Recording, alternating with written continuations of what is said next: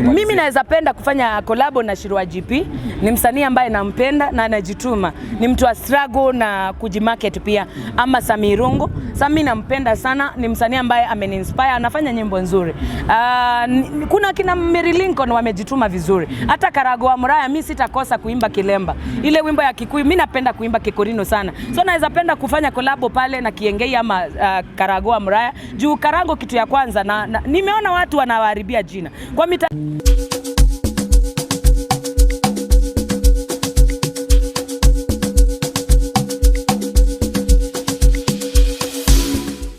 Thegio muno muriri wa Castro Media gunyite ugeni muthenya wa umuthi na turi na mugeni wa Munyiterera twakora tukimurehera guku thiini wa station itu turi na Madam 2023 kana niwe Justina Syokau na nagikoretwo muno agitrend koria thiini wa ngenda cia ukinyereria muthenya wa umuthi tuyukite niguo tukoro tukiraniria nake tumenye hii Justina arenda gukorwo agitumenyithia atia. Madam 2023, yes, how are you? Ndi mwega muno. Andu a nyumba mwega nye ndikenete muno ni kuona ni mucerere na andu trading na andu honthe ma Castro TV kumuona ni kikeno kinene kuona mukinietha na nyende muikamba kuona mukiuka dake na muno. Ulisema tupanuliwe. Ni mwaka wa 2023 ni mwaka wa kupanuliwa mipaka. Kupanuliwa mipaka kwa Kikuyu ni kwa Ameriwa mefaka. So sijui kwenu kama watu wanataka kupanuliwa wa Kikuyu. Mimi nimechoka na kuona losses in my life. Na 2023 nimesema kama ni biashara nitafanya. Naomba Mungu anipatie profit kuliko loss. Nataka Mungu aondoe maisha ya kungangana katika maisha yangu. Nimengangana ya kutosha. So Mungu aniletee opportunities ambazo zitanilipa. Watu wanipigie simu hata kabla niwaandikie proposal. Waone I'm worthy to influence their product. I'm worthy to advertise their company. Waseme Justina mwaka huu kwa brand ambassador. Waseme kuja event yetu tukulipe. Nataka kuona mashambiki ambao wananipenda. Nataka positive energy katika maisha yangu. Nataka kuona 2023 kupanuliwa mipaka kwangu ni kwa sababu nimechoka. Kama natembeanga mguu, nataka Mungu alete gari. Kama nakanga nyumba ya rent, nataka Mungu anipe gari. Yani hii ni ile situation ya ayane mavataro makwa Igeria gai wakwa duniani yawa nyumba njega nyendaga ku oh my god gari njega nyonaga ikitwarwa oh my god irio njega nyonaga ikiriwo ona kwa no nyende kuria taico no nyende kuthie mauteri mega kuria irio njega nundu ni will of God kwikaria kukaa maisha mazuri na kukula vizuri. It is the will of God. Yani guo njega nyonaga ikikiro. Yani watu wanakaa na Louis Vuitton, wanavaa version Gucci, wanavaa ni inaitwaje? Hiyo ingine inaitwa Louis Vuitton. Louis Vuitton. Ukata kidogo. Nimesikia unajua Kikuyu kidogo. Najua Kikuyu. Ukikuja kwa wasanii wetu wa Kikuyu, ni msanii gani ukuinspire sana ama unaona tu is doing well? Ule msanii mwenye aliniinspire mara ya kwanza vizuri ni Beni Gidhae. Kwa wimbo alikuwa anaimba nilianza kwa roho nimemalizia kwa mwili kwa nini nilianza, and also all of these songs kava Kweiturura gai you know, and also I have Shiru GP. I'm a fan. Agiginyani nimeruta gira chainya, and also I have Ruthi wa moyo anaimba atanikumbuka atanijibu Bwana sitakata tamaa analo jawabu langu suluhisho langu. This woman inspired me. Wakati niko kwa majaribu, that is my song. Wakati niko kwa majaribu igoro ria maondo mondewe wegai wekaga magegania uyurete inya na nikyo ngoro yakwa iyo ire kekenyo nikumenya ni nawe wi mundu wiriri tiga wari mwena wakwa ukindoerera dosia ngoro yakwa itigiahotire tiga wajaragiria kajira atiri monde mekikaga nikananyo igoro ria mondewe wegai wekaga magegania uyorete inya na nikyo ngoro yako iyoire gikeno nikumenya ni nawe wi mundu wiriri tiga ware mwena wako kecho erera dosha ngoro yakwa ijiga otire tiga wajarageria kajera atere monde mekikaga nikananyonewega. Oh my God. Mbona unaenda hii song unakukienda deep sana? Hii song naimbanga nasikia tu kulia because it's what I've gone through. Mi nimepitia majaribu makubwa yenye inapaswa kukufanya give up, yenye inapaswa kufanya hata uache Mungu, na yenye inafanya hata yani I don't know, yani inapaswa kukushusha self esteem. Kitu cha kwanza, kuna kitu watu hawajui. Wakati nilikuwa naimba hata nikumbuka, nilikuwa house girl. Nilikuja Nairobi kama house girl. Nilikuwa na mshahara wa 1700. Na sasa hiyo time ndo Urudhu wa Moyo alikuwa ameimba hata nikumbuka. Nikaanza kuimba hata nikumbuka. Ninajua sijamaliza form 4 nifanye kazi ya nyumba. Sitaishia kwa kazi ya nyumba, and I started believing God hata nikumbuka atanijibu kweli. Na sitakata tamaa. Na that song encouraged me. Now hii song ya Gutareria Maodo. Hii wimbo imenikuta wakati wa kipindi kigumu. God alinibariki, maisha yangu ikachange, nikaenda hata nimeimprove shule na nikaanza kufanya Kijabe Hospital, nikafanya Mungu amenisaidia kujua nyimbo za Kikuyu nikifanya Kijabe Hospital. Jua Kikuyu wengi walikuwa wanakuja huko.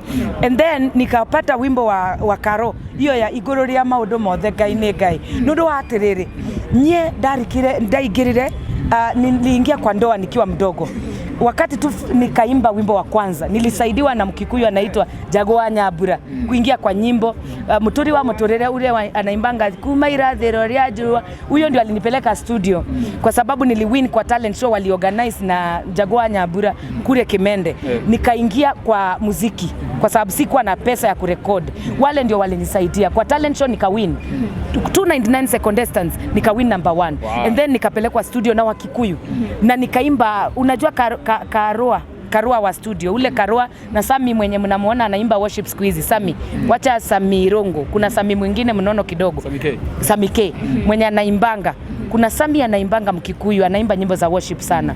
Ule Sami ndio alinisaidia kwa studio, akanipigia nyimbo na Karua vizuri pale Simba Center, na nyimbo zangu zikasaidia. Juu Wakikuyu aliniita Naivasha, Makenyeta, kula Nakuru, na nika interact na wasanii wengi sana.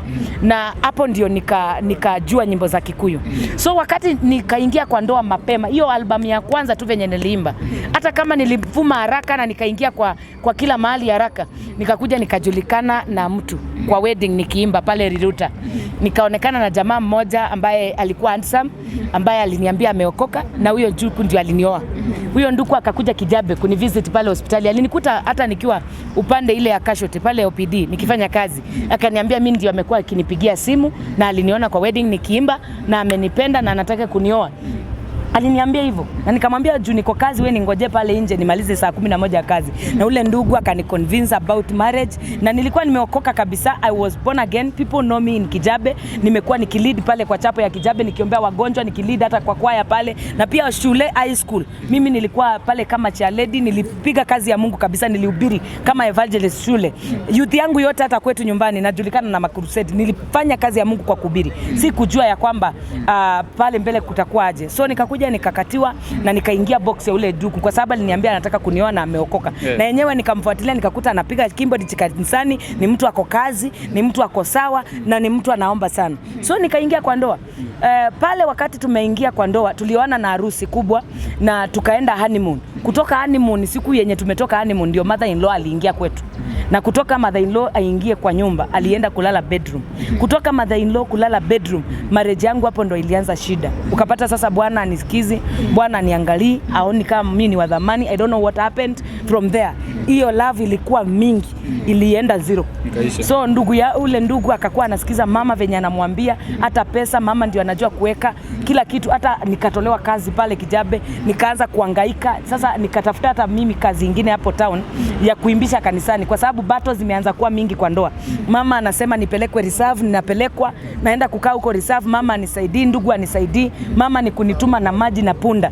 Nilikuwa naenda nachota maji na punda, na pale naenda kuchota maji hakuna hata maji, tunachimba changarawe ili nangojea maji like 5 hours ili ikuje. So kutoka saa 11 umeenda kutegea maji haikuji, ule ndugu anisupport nikiwa kwao nyumbani. So nikakuwa mama wa kijiji, yani narudishwa nyumbani. Nilikuwa msanii, naimba, nauza muziki, naimba nalipwa, nikarudi chini, ukakuta usanii umeisha, nikaisha kimusical. Ndio sababu unaonanga nikisema nimekuwa na 10 years kwa muziki, watu wakiwa nijui. Wamenijua na 2020, watu wanashangaa ulikuwa wapi? Nilikuwa kwa mangaiko kwa sababu niliingia kwa ndoa ambao iko work, na ndugu akaanza kuwa violent, akaanza kuchukua wanawake wengine, akakuwa mkulima wa mashamba mingi, akakuwa na hata watu najuana na wao, anapita na wao mpaka msichana wa kazi anapita na yeye. So ukapata sasa, unajua wakati unaolewa na humanizer ujuangi. Wakati uko katika relationship, mimi si kuona red flag na sijai jua nitaongea kama vile naongeanga. By the way, maisha ile nilipitia ilifanya hata nianze kuongea hapa nje. Sasa naongea. Kwa ndoa nilinyamazishwa na shida. That is the time ile wimbo ya Karo ilikuwa imeshika, na mimi nikawa naambia Mungu Gutareria maundu mothe wewe Ngai, na nigwenda uke muturire-ini wakwa na in my marriage u change situation.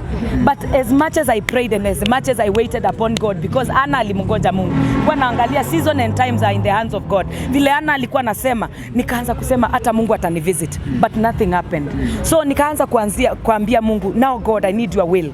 Do your will, God. If it is your will for me to continue being in this marriage, give me peace in this marriage. Asaidia mzee wangu aache kuwa na kila mtu anaona. Lakini akutulia, akaanza hata kuleta kwa ploti mahali tuko. Akaanza kuwa hata anaongelesha msichana wa kazi mwenye tuko naye kwa nyumba, na hata anamwandikia message saa 10 na kuja kwa kitanda, na kwangu ananiambia anaenda kusoma sitting room.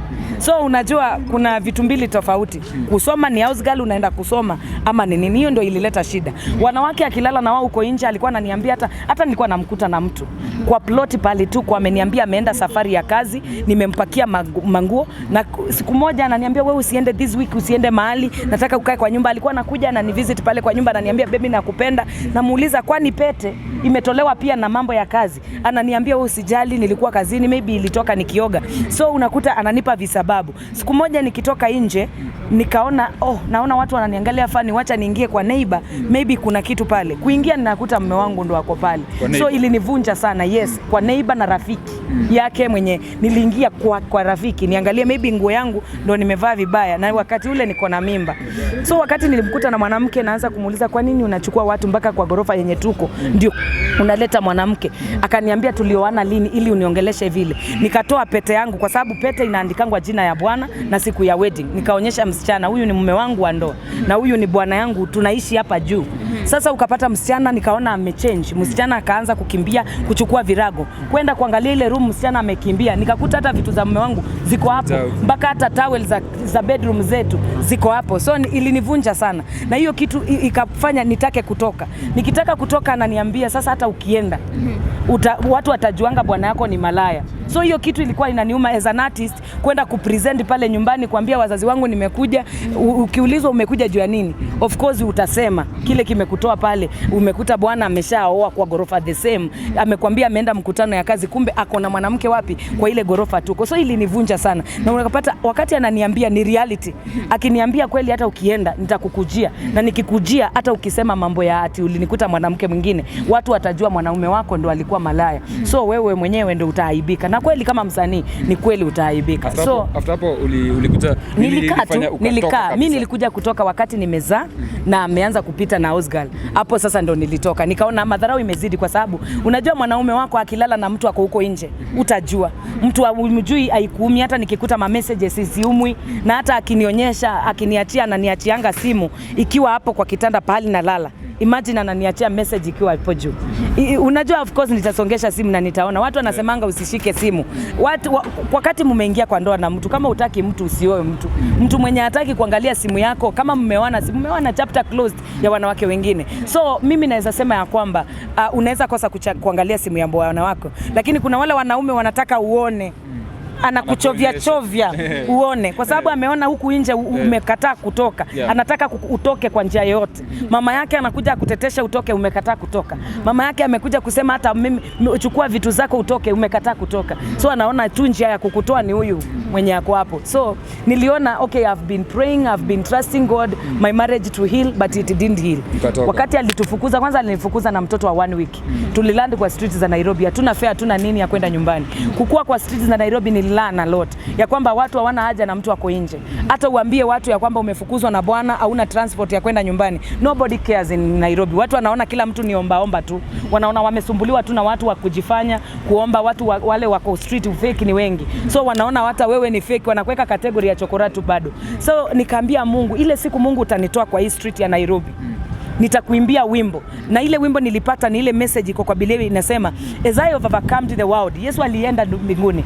Yesu aliposhinda majaribu yote, alisema neno moja, na nataka watu washike hii neno, ya kwamba vile nimeushinda ulimwengu nguvu, nanyi mtashinda. Ile nilikuwa na encourage kwa street, nasema siku moja nitapata mtu ana utu, anipe fare niende home. Na ninapoenda home nitamwimbia Mungu, nimwambie as I have overcome the world, nitashinda. Nikaimba wimbo unasema, nataka niishi Yesu, nataka niishi maisha ya ushindi. Ulishinda vita, ulishinda kifo, nguvu. So nikaambia Yesu, hata mimi nipe ushindi. So najua kuna watu wanafinyika, watu wanatembea bila ushindi, watu wanatembea katika area za shame. Yani maisha unayoishi ni ya aibu. Hata ukiambia watu I am not chokora, they cannot believe that nilifukuzwa, tafadhali nisaidie. They cannot believe you because wamezoea kudanganywa. Nataka kuambia watu ya kwamba uko katika zone ya poverty, uko kwa zone ambao hukutarajia utajikuta. Kuna mtu anatafuta kazi, alikuwa anafanya maybe airport na akafutwa wakati wa corona. Uko pale una kazi, watu wanakuwa na omba, watu wanakuintimidate. I want to tell you, as Jesus overcome the world, you will overcome that trial. There is no trial which is big like the Jesus trial. Juu Yesu alifanyia watu mema, akawaponya, akaponya vipofu kama Batimayo, akaponya viwete, akaambia wengine take your mat and go. But wakati Yesu ako pale kwa msalaba, walimtemea mate, na alipo kufa watu walingojea asiamke, kwa sababu hawako wanamtaka, masandusi na farasi. Nataka kukuambia wale wanangojea kuanguka kwako na kuisha kwako, ni wao wataisha, kwa sababu uko ndani ya Mungu. Kama hujaokoka, okoka, umjue Mungu. When you are in God, your courage will not die. You are a lion. Majaribu mengine yanakuja kuua ule lioness uko ndani yako, confidence. Na confidence ikikuja, discouragement ikikukalia, unaweza kufa. Nataka kuambia watu ambao wako kwa discouragement zones, ulikuwa unaishi kileleshwa na maisha yamekupeleka chini, saa hii maybe uko kwa ghetto, unashindwa, how will I come out? How will I face my friends? Wale walikuwa wananijua mimi ni Bazuba Zenga. My friend, I stayed in ghetto yenye hata choo ina ile vigunyo. Na watu nikiwaambia wakuje kutuombea pale, wakati mamangu nimeachwa na bwana, nimekuja nikaenda home. Kuna wakati nimepata fare nikaenda home, wazazi wangu walishikwa na denial, wakanifukuza baka nyumbani. Wakawa hawataki nikue pale nyumbani. Mamangu ananiambia siende ukajifiche kwa sister yako, unatuaibisha, unaona ulikuwa na harusi kubwa. Babangu alikuwa anakunywa na nitusi all night. Nilikuwa na shida kubwa, nikaona wacha nirudi Nairobi. Bradhangu ule ananifuata, aliniambia rudi Nairobi, hata kama ni nyumba ya mabati enda ukaishi. Mwanamke mmoja pale kanisani kwetu, nikaenda kumapproach aniangalilie mtoto nikitafuta nyumba. Akaniambia njoo Kariobangi. Kuja, nikaenda kwake, akatukalisha, anafanya kazi ni nasi. Na ule mama alikuwa intercessor kanisani, mimi nikiwa praise and worship kanisani hapa Nairobi, hapo kwa ile kanisa nilikuwa ya Word of Joy Ministry ya Pastor Esther Maingi. So ule mama akanikalisha kwake 3 months, akinibaia supu, akanipeleka hospitali, nikapona. Unajua ule wakati, kwa sababu ya kutokukunywa supu wakati nimezaa, nilikuwa natoka uzaa. Nyumba ya mtoto, wakati hujakunywa supu katoka ile uchafu, ukitembea kama hujapona vizuri, hujakunywa supu, ile uchafu ikatoka, na kuambia inaozanga, unaanza kutoka uzaa. But now sitoki uzaa. Yesu amenisafisha. My beautifier, he has taken away my shame. He has taken away everything that the downfall God took away. Now I'm a new person. God ametusaidia. Mtoto wangu ako shule poa, mtoto wangu ni mzuri, ako healthy. Sasa mtoto wangu ako jekangi kifua kila wakati juu ya baridi, kulala kwa street. We are not in ghetto anymore. God ametuinua. Lakini kwa sababu kitu yenye tunataka sasa ni maisha ya kuseto. Ndio nimeimba ni mwaka wa kupanuliwa mipaka. Nataka Mungu kwa hii mwaka ya kupanuliwa. Ndio ulitoa ngoma ya 2020. Ulipigwa vita juu tulikuja tukapata COVID ikakam ukapigwa vita. Alafu pia juzi tumeona hii story ya gari, kuna story ya Nyash. Watu wananipiga vita sana kwa mtandao. Zote hivyo kama vita za online. Kutroliwa, nimetroliwa sana mpaka nimekuwa nikilia in secret. Juzi nikasahau nika break down nikiwa kwa interview. Watu waliongea sana. Kuna kitu moja nataka kuambia Kenyans. Mimi nimekuwa behind the scene 10 years nikiimba mpaka 2019 ilikuwa 10 years. Na watu hawako wananijua. Mapasta walinisaidia kuimba kwa makanisa zao, nauza CD. Kama kwa Bishop Gitonga. Nilikuwa naimba pale kwa Bishop, nauza muziki pale kwa Gate. Kwa makanisa mingi za AIC nimeimba, nikauza CD pale kwa Gate. Hata unajua Jesus Winner. Jesus Winner pale kwa Bishop ule anaitangwa nani? Ule Bishop wa Jesus Winner pale TRM. Niliimba kanisa kubwa pale ya Mkikuyu. Ule Bishop akaniruhusu kuimba pale. Nikauza muziki pale nje. Watu walinisupport kwa njia kubwa. Ninatoka pale na ngiri 200 nikatoka kwa ghetto immediately. Kwa hivyo naweza sema ya kwamba wakati nilikuwa chini, kwa naenda Kibira, naenda pale pipeline kule Mukuru kwa Njenga, naweka speakers pale kwa street, napeana mtoto kwa mtu sijui, ananishikia mtoto na piga pale muziki. Naimba, watu wananunua CD na ninaanza kuannounce na mic. Ule ako na mtoto wangu aniletee. Sasa hii ndio najuanga mtoto wangu anawezaibiwa. Sasa hizi ndio nalinda mtoto. Wakati ule majaribu hayakuwa yananiruhusu. So wakati uko behind the scene, when people don't know you, they don't talk about you. Wakati ule wa majaribu nauza CD bila mwafuli na mtoto wako kwa mgongo nauzia watu ma CD, nobody cared. Wakati nilikuwa naingia kwanza nilikuwa naomba jamu ikue town ili niuze ma CD kwa matatu. Nilikuwa naomba jamu ikue tao, niuze CD kwa matatu. Na wakati ule watu hawako wananijua, hawako wananiongelelea. Nilitoa kitabu ya Arising and Manifesting about my story. Watu wakasema nirudi Ngumbalu ili niwaandikie kitabu. Lakini nataka kuhakikishia Wakenya ya kwamba kitabu yangu iliuza 5,000 pieces kwa makanisa zote zenye nilienda. Mabishop walinipokea, kina Bishop Obonyo, kina Bishop Omae, kina Bishop Gitonga, makanisa zenye niliimba na makanisa za AIC, kina Bishop Katutu wa kina Natasha walinipatia nafasi ya kuimba na kuuza kitabu na kuuza CD, tukapata hela, tukatoka kwa ghetto. Na pia kitabu yangu ikaweza kuuza zaidi. Wakanifanya interview ikaenda viral. 2020 nilipoimba muziki yangu ikainuka. Governor Songo ndio alinisaidia 2019 na pesa kwa event yangu ya kucelebrate 10 years anniversary. Wacha niseme juu sijaisema. Hii ni kitu yenye Wakenya hawajui. Governor Songo alisikia niko na event Machakos ya kucelebrate 10 years album and 10 years in music. Imagine akanitumia pesa. Akatuma wafanyakazi wake, wakaniletea pesa mingi pale Mua, na Wavinyandeti ndiye aliannounce zile pesa. Na sasa hii ni governor wa Machakos. Nataka kusema Governor Songo, thank you. Yani mtu wa kukuhurumia ni ngumu kupata mtu wa kukurumia. In life, kupata mtu, nimekuwa kwa muziki, sina watu wa kunisupport, Governor Songo amenishika mkono. Immediately nimtext WhatsApp, nikamwambia nina event. Imagine akatuma pesa.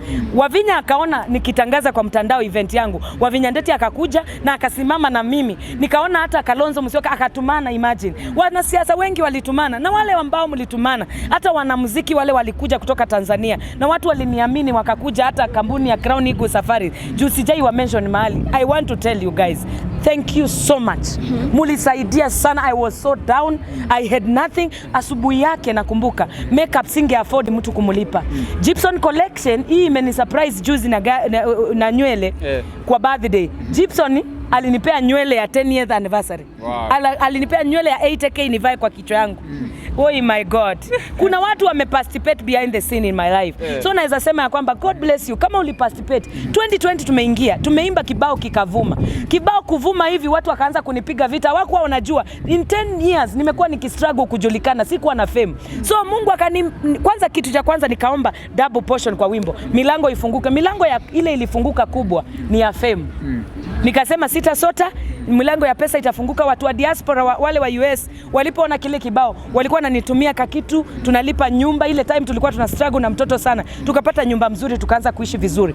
Lakini unajua milango ya pesa haikufunguka zaidi. Nikapata hata advertisement, kuna kampuni zilinihurumia kama Optiven wakanipatia advertisement. Nikapata hata watu wa kuniinterview wa Ulaya, Pacific. Nikapata watu wengi wa One Word. Mimi kitu yenye iliniinua pia watu waliniinua ni ma-TV na ma-radio, wakaimba sana ile wimbo na watu wakani-interview nikajulikana.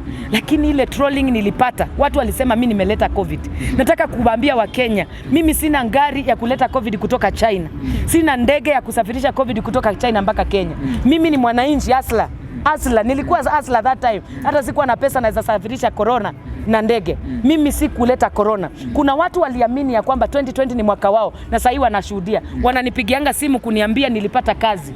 Nilipata kazi kama Osiani. Wacha niseme mtu anajulikana kama Osiani. Ule mwenye ameoa Siombua Mwele. Ule mtu aliposti Disemba ya 2020 akasema alipata kazi kwa government. Aliamini ya kwamba 2020 ni mwaka wake na akapata kazi. Kuna 2022 song. Kuna MP kama ule MP wa Thika anaitwa Ng'ang'a. Anaitwa nani? Ule mwanamke ule. Aliimba wimbo wangu kila mahali alienda campaign.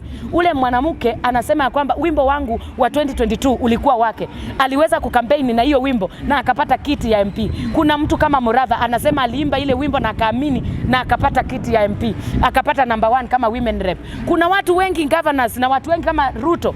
Nilienda kumuimbia hiyo wimbo na kuna mali kwingi nimeona wamepiga wimbo wa 2022 na amepata kuwa president. Mimi naweza sema ya kwamba I've gotten a lot of people wale wananiambia hizo nyimbo zangu za kuprophesy zimeleta majibu kwao. Wanaaminigi na wanapokea. Sasa hii 2023 naomba wale wanataka kuamini ya kwamba ni mwaka wao biashara yao count profit not losses. Amini. I'm a prophet of God. God ndio uniambia hizo message. Mungu ndio alinipatia wimbo wa kupanuliwa mipaka. Mungu akaniambia 2022 nitapanua mipaka yako na nitakumwagia baraka Justina. So ninaweza sema ya kwamba the loud voice I heard from God telling me that 2023 I will establish you, I will settle you. Yani Mungu atanipa opportunities. Sitangangana kupata mahali pa kuimba. Sitangangana kupata mahali pa kuadvertise. Watu wataniita kama brand ambassador because I know the grace of God is upon me and the favor of God is upon me. And wale ambao wanatazama, nataka kuambia kwamba amini ya kwamba 2023 it's your year of expansion. Mwaka wa kuvuna, mwaka wa kila mwezi kuvuna matunda. Wewe ukiamini hivyo Mungu anakupa. Mimi ni prophet na niko pale Facebook everyday Justina Syokau 2020 na prophesy everyday. Na wale wanaamini hata nikisema pokea uponyaji, ukiamini unaamini na unapokea kwa sababu Yesu si kila mtu alitaka chenye Yesu alikuwa anafanya. Kwa wale waliamini kama Batimayo akaona Yesu akaona muujiza. Akasema mwana wa Daudi ni rehemu na akapiga mayowe akisema Yesu nisaidie na Yesu akamsaidia na Yesu akamhurumia. Nataka kuambia wale wananitazama ya kwamba unaweza kuhurumiwa na Yesu. Yesu anaweza panua mipaka yako. Kama Jabezi alihurumiwa, wewe ni nani? Jabezi akatolewa kwa uchungu. Hata mimi najua Mungu atanitoa kwa uchungu wa msoto. Mungu ataniinua, nitakuwa na maisha mazuri, nitapata destiny connectors, destiny helpers. Nataka kwenda diaspora ili niende international platforms, UK kuimba. Nataka kwenda Canada, Dubai. Naonanga niko na mafans huko wengi. Wasienjoy tu muziki, waniitie events. Waniite niende nikaimbe. Aki niingie ndege. Watu waniitie advertisement ya advert.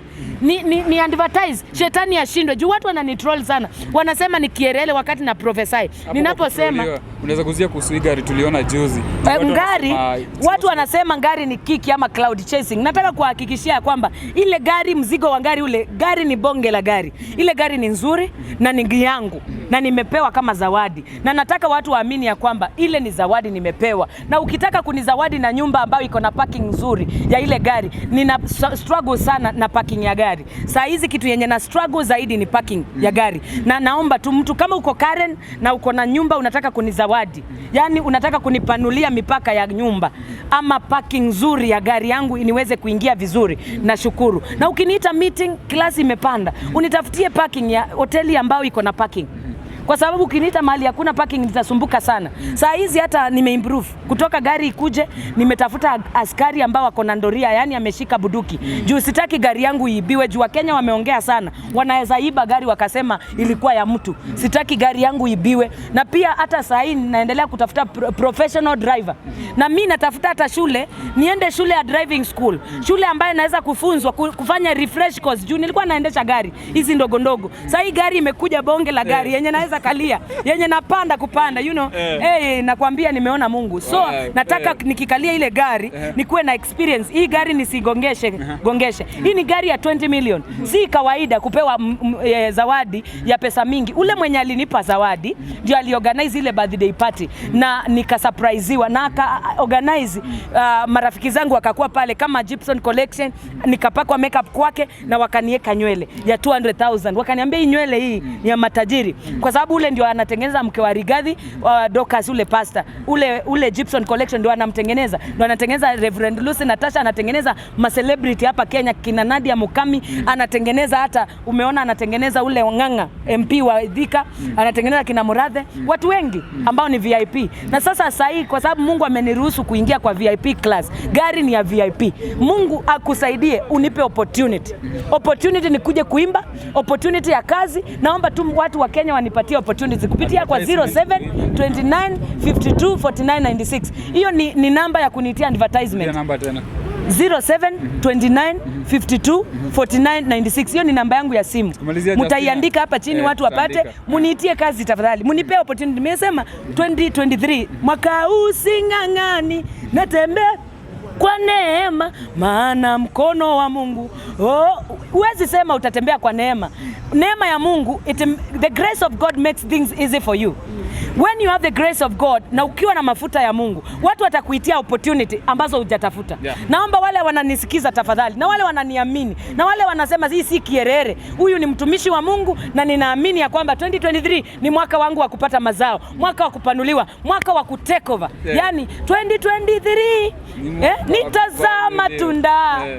Mwaka huu kila mwezi nitavuna. Kama uko katika positive energy, unasema ya kwamba utavuna. 2023 ni mwaka wako wa positive vibe, not negative. Wa kusema ya kwamba I believe I will get a job. I believe 2023 it's my year that I'll marry. 2023 I'll get a land. I'll get a plot. Yani vitu kama hizo ndizo nataka watu wa confess. Whatever you confess with your mouth, you receive. Yes. Tukitazama safari yako kwenye industry, tumema umekuwa kwenye muziki na sasa umekuwa prophetess. Yes, mimi ni prophetess saizi. Nini ilikuvutia? Mimi nilivutiwa na prophetess kwa sababu wakati niliachwa na mume wangu, niliachwa nikashushika sana. Na watu walikuwa wananidharau mpaka wanasema umeachwa na bwana, hata sitaki kwa associate. Ni ndoa nyingi sijaitwa harusi. Watu wengi hawaniitangi harusi. Wananiambia ati nitawashikisha usingunes. Yaani ati nitawapaka usingunes. By the way, na wanaongea kwa Kikamba. Wananiambia ati oni Mwenzioka utatushikisha usingunes. Kwa Kikamba singleness ni Mwenzioka. And then kuna kukataliwa kwingi, kuna kudharauliwa kwingi. Makanisa zingine wanasema hawataki single mother kwa kanisa yao, hawataki kuhubiriwa na single mother. Mimi nimekuwa nikihubiri na hubiri pia motivational speaker, unaona nina kitabu. Nimekuwa nikifanya vitu mingi sana za public. Watu wengi wanasema ni kierere niko nayo. Hata mimi nimekuwa doctor wa love. Nafunza watu kuhusu relationship na wafunza don't enter in marriage before you know this is a mommy's boy. Ama huyu nimeanalyze kwa kitabu yangu ya Rise and Manifest Your Potential about 21 types of men you are supposed to know before you get married. Juu kuna wasichana pale nje hawajui kwamba kuna mommy's boy, kuna Mr. Independent, kuna emotional man wa makofi kila saa, violent man. Juu kama mimi ningejua hizi vitu singeingia kwa ndoa ya kupigwa makofi. Nimeokoka, imagine ninaenda kuimbisha kanisani. Yaani nyimbo zenye nitaimbishanga kanisani ni siri ya machozi yangu. Sisemi wimbo ni mbaya. Lakini wacha nikuambie, mimi nimechoka kuimba nyimbo za uchungu kwa sababu ya kupigwa makofi na maisha ama kupigwa makofi na character development na wanaume. Ukitaka kuolewa unapaswa kujua huyu ni mtu ambaye an independent man, ama ni mtu mwenye anaenda anakula soko, anakuja anakwambia hata hana kitu, mnakula sukuma, yeye amekula kuku. So ni vizuri sana mwanamke anapotaka kudate ujue kwamba huyu mwanaume usikiza mama yake tu.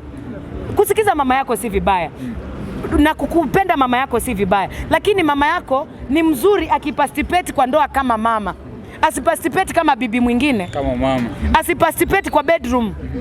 Bibi yako asikuwe ni mtu ambaye anakuja anakuwa ni kama mama yako ndio anakupangia pesa. Tumeingia kwa ndoa kupanga pesa mimi na mume wangu, na ndio sababu nasema nataka mwanaume ambaye anawezana na mambo ambayo ni kama financial issues. Kwa sababu unaingia kwa ndoa, mwanaume anakuletea wageni, anakujazia sitting na kila mahali. Unakuwa, mimi ndoa yangu nilikuwa nalalisha mpaka kwa corridor, mpaka kitchen, naeka mattress, mpaka kila mahali. Juu bwana alikuwa anajifanya yeye anapenda watu, ananijazia watu wakati watu wamejaa. Hata bedroom matters inakuwa quick vac. Inakuwa quick, I'm sorry to say that. Yani unakuta kila kitu ni quick, alafu hauta enjoy. Wakati umeingia kwa ndoa mpya, unahitaji kuenjoy tendo la ndoa. Unahitaji noise itoke ile ya ile kitendo. Lakini unakuta pale kwa ndoa wakati wageni wako hivi, wakati kidogo hakuna kitu. Hii ndoa tunaweza kutafuta next time. Tutakuja tuongee. Tunahitaji kuongelelea ndoa sana. We have to talk about that. Unaweza tuambia kama uko na plan yoyote ya kutoa ngoma na msanii Mkikuyu, alafu tukimalizia. Mimi naweza penda kufanya collab na Shiru GP. ni msanii ambaye nampenda na anajituma. Ni mtu wa struggle na kujimarket pia. Ama Samirungu, Sami nampenda sana, ni msanii ambaye ameninspire, anafanya nyimbo nzuri. Kuna kina Mary Lincoln wamejituma vizuri. Hata Karagoa Muraya mimi sitakosa kuimba Kilemba. Ile wimbo ya Kikuyu mimi napenda kuimba Kikorino sana. So naweza penda kufanya collab pale na Kiengei ama Karagoa Muraya. Juu Karango kitu ya kwanza na nimeona watu wanawaharibia jina kwa mita zako. Hii before tuwaambie Tioro, wacheni kusambaza watu kwa uvumi mbaya. Watu waache kuharibia watu majina. Kama kuna kitu mmefanya in private na mtu, mmalizie huko. Msituletee kwa public. Nimeona kuna a lot of uchi sana. Watu wanaleta uchi huku nje. Wakati una approach mtu mmekuwa peke yenu, endeni mfanye peke yenu na msituletee huku nje. Tafadhali wale watu wana expose watu Kikuyu land. Be careful of what you are doing. You are destroying a lot of souls. Kuna watu ambao wanaamini wale wasanii. Kuna watu wameokoka through wale wasanii. Unapotuletea maybe ule msanii kabla aokoke ndio mlifanya ile tendo. Na maybe hata kabla olewe ndio mlifanya ile tendo. Why do you have to bring to us? Kama mimi nawapenda wale wasanii, siwezi kuacha kuapology hiyo. Karago naona anapigwa vita sana. Wale watu wanatupea kazi. Sisi hatujuangi kampuni iko vipi. Mtu akikulipa umfanyie kazi, unafanya kazi. Na tunafuatilia na lawyers, tunaona documents iko sawa. So maybe property imeisha pale mlikuwa mnauza na ule customer akuambii. So si makosa ya influencers. Zile vitu zinafanyika. Makosa ni ya kampuni, si ya influencer. Na naweza sema ya kwamba before ulete hata kampuni huku nje uianike, si ufuatilie huyo mtu peke yake before mtu anikie hizi vitu. Yes. Kuna kitu kingine nataka kuongea address about Karago. Naona watu wengi wanasema anasaidianga watu na anajisaidia. Sasa unataka Karago akule nini? Karago akuangi kazi. Kama anaenda interview kufanya mtu Nyeri, unataka atumie mafuta ikitoka mbinguni ama ikitoka wapi? Mbinguni tutaenda, ni mji mzuri. Lakini hapa tuko Kenya mahali tunahitaji mafuta, tunakuanga na watu wa kamera. Kama sasa uko na watu wamekushikia kamera. Hao watu watapeangwa mafuta na nini? Watalipangwa nini? Watalipa nyumba na nini? Na mnahitaji Karago asaidie watu kila mahali. Mimi kitu cha kwanza naheshimu ule mtu na Kiengei vile wanafanya, wanasupport watu. Kwanza Wakikuyu mnasaidiana. Nimeona mnajengea watu manyumba. Karango endelea kufanya hivyo. Usivunjike moyo juu ya kelele ya watu. Kwa sababu wale watu wanaongea hata hawacontributingi. Na wale wana contribute hata huwezi ona wanaongea kitu. So mimi naweza sema nataka ku clear this here. People need to appreciate. I remember when I was sick, nilisaidiwa na Kamuja TV. Nani ya Wakikuyu? Si ni kweli? Na kuna Wakikuyu wako diaspora walinitumia msaada, wengine wakanisupport, wengine wakanipeleka hospitali. Hata ile hospitali nilitibiwa ni ya Mkikuyu. Aliniita akaniambia, Justina, haki unateseka na sisi tuko na hiyo ndawa. Akaniita na akanisupport. Na wengi wakanisupport na nikatoka kwa machozi. Sasa sili ushida, sili kidney, sili liver. Tafadhali wale ambao mna watch hii video, usikuwe unaongelelea mtu kama una ukweli wa kitu. Na kama uko na ukweli, Biblia inasema ya kwamba correct somebody in private before you bring it here. Hata muitie wazee wa kanisa wamfanye nini? Wamfanye correction. Na wale ambao mna troll watu bila kujua kile kinaendelea, tafadhali ingia inbox ya Justina, muulize Justina hii ni nini. Kama mimi juzi watu wakanipea pressure juu nilikutaka bwana. Wakaanza kusema uko na shape mbaya, uko na kitambi inakaa mimba na wewe ni single mother. Nikaenda nikatoa mafuta mgongo, tumbo, nikaweka matako. Nikifikiri watu watafurahia, hawakufurahia. Wakaanza kuniongea vibaya, iko unprofessional, imesag. Sasa mimi nikarudi tena kutoa. So naweza sema ya kwamba mimi sitafurahisha mtu tena. Mimi nilifanya hiyo yote nikitaka kufurahisha watu ili waache kuniongelelea vibaya. Na bado wananiongelelea hata nikitoa wimbo wa prophetic. Wananiongelelea. Mimi naomba kama uko hapo na unataka kunipa kazi, usisikize kelele ya chura. Nipe kazi, nitatuanga. Mimi ni mdomo hii nimetengenezwa na Mungu. Nifanye kazi, nilishe mtoto na nitoke kwa umaskini. Hallelujah. Nipeeni opportunities na mchukue sikiza yangu ya 2023. Pale kwa YouTube tunaendelea kutrend. Tafadhali watch wimbo wa 2023 kwa YouTube yangu. Facebook ni follow, naitwa Justina Syokau 2020. Na tafadhali follow me and like my page. Na kitu kile nataka kuambia, unaweza kunisupport kwa kuweka sikiza tune kwa simu yako. Iko pale kwa YouTube in case utaipata sahi. Andika the word skiza, SKIZA, the word skiza, na uandike 5969531. Tuma kwa 811, utawaandikia hapa chini ya kwamba skiza tune ya Justina ni write the word skiza 5969531. Tuma kwa 811. Support my music ili niweze kuwekelea mkate kwa meza, niweze hata kupata nyumba mzuri, niweze kupata fare ya kwenda kuhubiria watu, hata kuprofesy. Kwa sababu mimi niko ready kuhubiri injili mwaka huu. Na sitaki kuwa mzigo kwa wananchi. Nataka munisupport kwa muziki. God bless you so much. I love you. Muniitie event. Wow, asante sana Justina kwa kutupatia hiyo chance ya kuongea na wewe. Na thank you muno mwiroreri. Until the next time, nitaka kumuhea maige na tumana Nelly Ndenjo. Thank you.